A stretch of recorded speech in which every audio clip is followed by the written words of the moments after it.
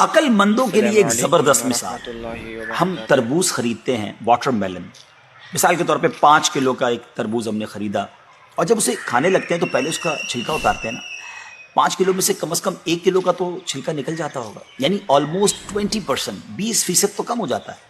مگر کیا کبھی ہمیں افسوس ہوتا ہے اس کا؟ کہ ہم سوچتے ہیں کہ ہم نے تو تربوز چھلکے کے ساتھ خریدا، چلو آج چھلکے کے ساتھ ہی کھا لیتے ہیں، ایسا نہیں کرتے نا۔ اچھا، ہم چکن بھی تو خریدتے ہیں، زندہ ثابت، اسی کو تولتے ہیں، تلواتے ہیں، پیسے دیتے ہیں، مگر جب کھانے کی باری آتی ہے، پکانے کی باری آتی ہے، تو اس کے بال، اس کی خال، اس کی آلائشیں نکل جاتی ہیں، تو ریٹ تو کم ہو جاتا ہے، مگر کبھی اس پر دکھ ہوتا ہے نہیں نا؟ تو پھر 40,000 میں سے 1,000 دینے پر، 1,00,000 میں سے صرف 2,500 دینے پر ہمیں کیوں بہت تکلیف ہوتی ہے؟ حالانکہ یہ صرف 2.5% تو بنتا ہے، یعنی 100 روپے میں سے صرف 2.5 روپے۔ یہ تربوز، کیلے، آم اور مالٹے کے چھلکے اور گٹلی سے تو بہت کم ہے نا۔ اسی تو زکوٰۃ فرمایا گیا۔ ہاں، ایک اور بات، سال میں ایک ہی بار دینا ہوتا ہے۔ مالٹے کا، تربوز کا تو ہر بار چھلکا اتارنا ہوتا ہے نا۔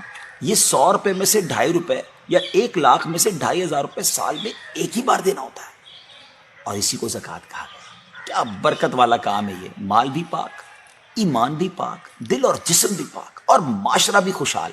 اتنی معمولی رقم، یعنی 40 روپے میں سے صرف 1 روپے، اور فائدے کتنے زیادہ، اجر کتنا زیادہ، برکت کتنی زیادہ۔ تو اب اپنی زکوٰۃ ہم نے پوری دینی ہے۔